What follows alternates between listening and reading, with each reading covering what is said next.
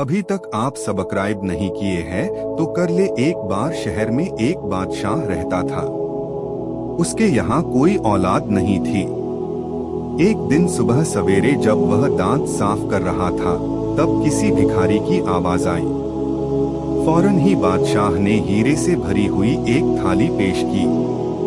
भिखारी ने मुंह फेर लिया और लिए बगैर चल दिया। बादशाह को सख्त अफसोस हुआ। उसने दरबार क़याम किया और भिखारी से इनकार की वजह पूछी।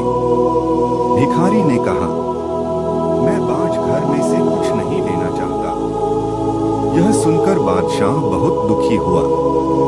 बादशाह ने फौरन शाही लिबास कर कीरी जामा पहन लिया और महल से चल दिया। चलते वक्त कहने लगा, अगर अल्लाह रब्बुल इज़्ज़त मेरी इज़्ज़त रख लेगा तो मैं वापस लौटूंगा। और बीवी से रुखसत होकर जंगल की राह ली। राह में 16 सैयद तशरीफ फरमा रहे थे।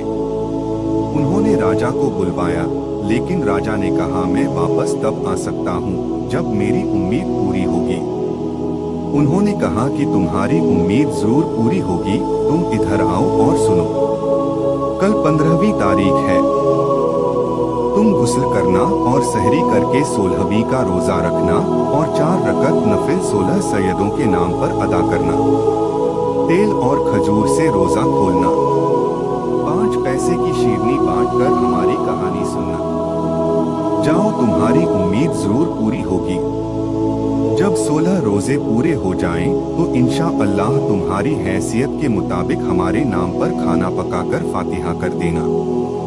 यह सुनकर बादशाह उसी वक्त अपने महल में आकर हुकूमत संभालने लगा। गुस्ल किया, 16वीं का रोजा रखा। ऐसे ही जब 9 रोजे खत्म हो पाए तो उसके यहाँ लड़का तवल्लुद हुआ, मगर बादशाह बराबर रोजे रखता रहा। जब 16 रोजे पूरे हुए तो बादशाह ने बड़ी अकीदत के साथ फातिहा दिलवाई और शीरनी बांटकर कहानी सुनी। महल के करीब एक बुढ़िया रहती थी। उसने बादशाह से पूछा कि उसके यहाँ किस तरीके से औलाद हुई। बादशाह ने फरमाया, बड़ी अम्मा शाम में तशरीफ लाएं और फातिहा का खाना खाइए तो मैं बताऊंगा। जब बुढ़िया पेट भर खाना खा चुकी तो बादशाह ने 16 सैयदों के नाम से रोजे रखने की बरकत का माजरा सुनाया। बुढ़िया ने भी मन्नत मान ली, मैं अपनी गरीबी दूर होने के लिए रोजे रखूंगी। वह भी रोजे रखती रही।